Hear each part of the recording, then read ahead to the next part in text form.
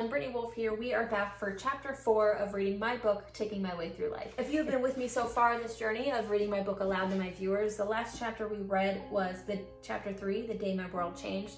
So if you haven't seen that one yet, go back and look at that one and give that one a watch, and we will begin. So, chapter 4, The Diagnosis. After that drive home from my grandmother's house, my mom decided it was time for me to see a pediatrician. She had no idea what was happening to me, but she knew it was not just a hyperactive child, and for that I'm thankful. The pediatrician, however, was not able to do a lot for us and recommended my mother take me to see a neurologist, a doctor who specializes in the nervous system. My mom made the appointment, and we started to get some answers as to why I was losing control. I wish I could tell you that I remember every detail about those appointments, but I don't, and maybe that's a good thing. Honestly, what I remember most was the little bridge in front of the office that I always insisted on walking across on the way in and the way out, and of course the blow-pop supper that I received at the end of every appointment.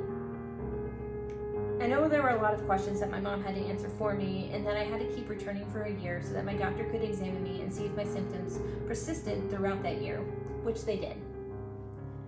It was at that point we had an answer for what my body was doing, and that answer was Tourette syndrome. A syndrome that caused my body to do things without my consent, something that made my stomach muscles contract, or push my shoulders forward, or flick my neck back and forth. I finally had an answer for all of it, and I was relieved. However, that day we were also told that there was no cure and no specific medication made for Tourette syndrome either. As a child, I don't know if I thought about it a lot, but I can only imagine the toll it took mentally on my parents to know that their child had something that they couldn't make go away.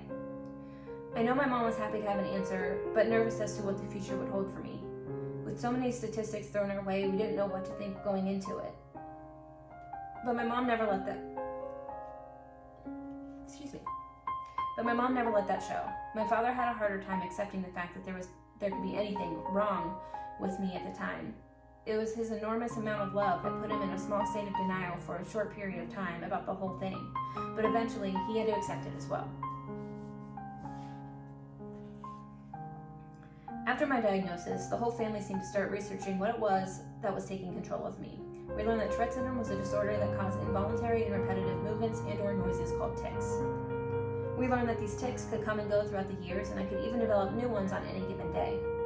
Although I was diagnosed with a mild case, there were times where the tics seemed as though they were never going to end, and with that came the trial and error of finding the right things that would help me personally on those rough days. Back then, we were told that even though there was no cure, Tourette syndrome was going to be something I would grow out of in my 20s. I remember specifically feeling so excited to have this information.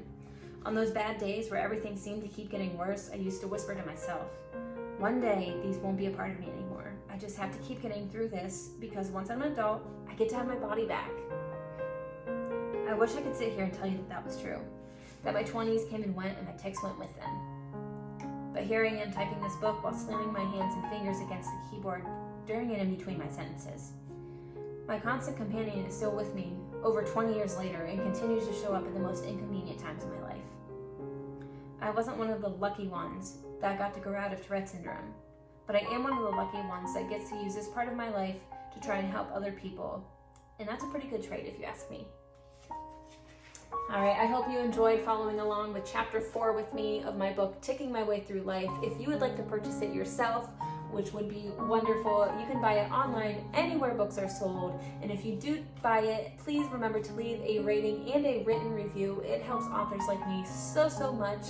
And if you're feeling up to it, go ahead and also subscribe, hit that subscribe button, and continue following along with me in my book and all my other advocacy videos that I post here.